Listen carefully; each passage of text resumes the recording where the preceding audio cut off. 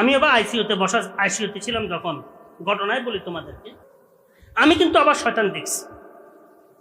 জিন শয়তানকে তো একবার নয় বহুবার দেখছি, একবার 3 বার, তো একবারে সামনাসামনি দেখছি, আর এমনি তো বহু দেখছি, দেখার কোনো শেষ নাই শয়তানকে। তো অসুস্থ অবস্থায় 3 বার দেখছি, একবার আজ দেখছি, 2 বার সামনাসামনি দেখছি। আমি শয়তানকে টুপি ছাড়া দেখছি। শয়তান কি? টুপি ছাড়া। শয়তানের ছোট ছোট দাড়ি দেখছি। আইসিইউতে যখন ছিলাম তখন আমি, আল্লাহ পাক আমাকে সাহায্য করছেন, তো সেখানে তো আইসিইউতে ওই বাথরুম টেনে আনি দে, কাপড় দিয়ে একটু ঘেরাও থাকে, এখানে বাথরুম করে। তো আমি, যারা নাকি এই হাসপাতালের পক্ষ থেকে নার্স আছে, তখন তো নার্স চেনা যায় নাই, পুরাটাই ঢাকা, পুরোটাই কি আওয়াজে বোঝা যায় নার্স ছেলে না মেয়ে। তা আমি বললাম যে আঙ্কেল, আমি তো এখানে বাথরুম ছাড়তে পারবো না, জরুরি ছাড়তে পারবো না। তো কিভাবে? আমি বলছি আমি ওয়াশরুমে যাব। ওয়াশরুম তো বাইরে। আইসিইউতে থেকে আপনি ওয়াশরুমে যাবেন? আচ্ছা ইনশাল্লাহ পারবো। পারবেন? পারবো। আলহামদুলিল্লাহ আমাকে প্রস্রাবের জন্য, বাথরুমের জন্য, ওজুর জন্য, নামাজের জন্য আমাকে বাধা দেয় নাই। আমি যখন সময় হয়েছে তখন আমি বাইরে একদম দূরে ওয়াশরুমে গেছি। কষ্ট হয়েছে, কাশি হয়েছে, শ্বাসকষ্টের চাপ হয়েছে, খুব বেশি হয়েছে, দুর্বলতার সীমানা ছিল না। কিন্তু আলহামদুলিল্লাহ এই ওয়াশরুমে অজু ইস্তেঞ্জা করে তার নামাজ পড়ছি। আবার বাইরে টেবিল আছে, আইসিইউ রুমের বাইরে। আমরা আইসিইউতে 8 জন ছিলাম। কতজন? 8 জনের মধ্যে মনে হয় আমি আবার আরেকজন টিকবে, আরগুলা সাধারণত টিকার কথা নয়।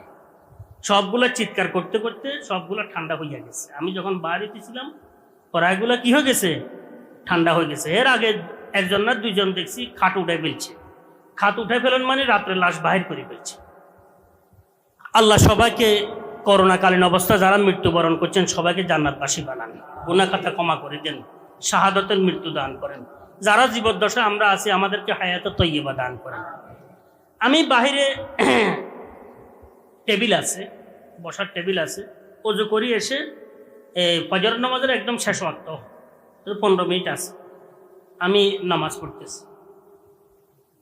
পড়তেছি। দুর্বলতার কোনো শেষ নাই।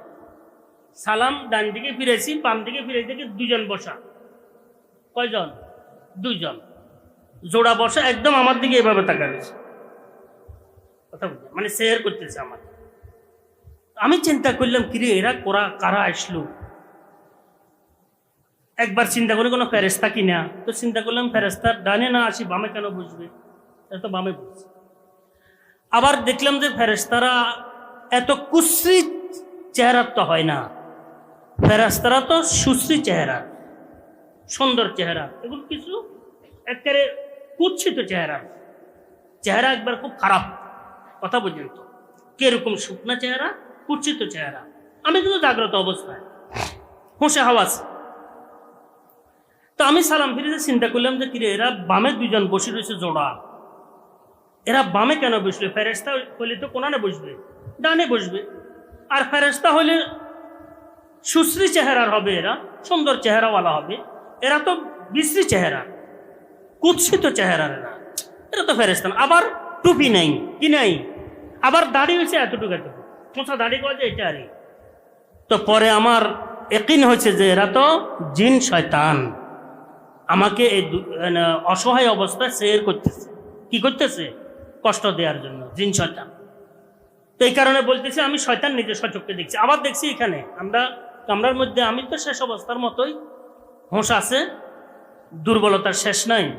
আমি তাকাজি সাজে আমার পায়ের পাশে মশারির ভিতরে বসে আছে, বসে কি পড়তেছে, হুবহু একই রঙের, একই ডিজাইনের। আমি এখনো যদি ওই লোকগুলাকে দেখি আমি চিনব, এখনো দেখলে আমি চিনবো যে সেখানে বসা ছিল এরা 2 জন, দুজন একই চেহারা। এই কারণে বলতেছিলাম আসলে শয়তানের কি থাকে না, দাড়িও থাকে না, পুরা টুপিও থাকে না, বুঝছেন তো।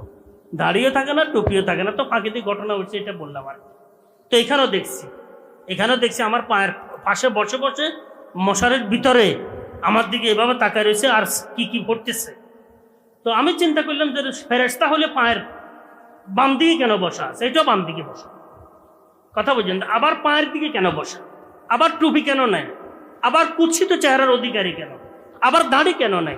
তো আস্তে শয়তান না দেখা যায় গিরে শয়তান। তো যখন আইসিইউতে যখন ইয়াকিন হয়েছে আমার এরা শয়তান, তখন আল্লাহ পাকের উপর আমার ইয়াকিন বেড়ে গেছে যে আল্লাহ পাক অবশ্যই সাহায্য করবেন। যখন শয়তান এসে গেছে আল্লাহ পাক অবশ্যই কি করবেন, সাহায্য করবেন। এখন আর ইনশাআল্লাহ তাআলা আর বেশি দিন থাকা লাগবে না, এটা আমার দিলের মধ্যে একটা জিনিস আসছে।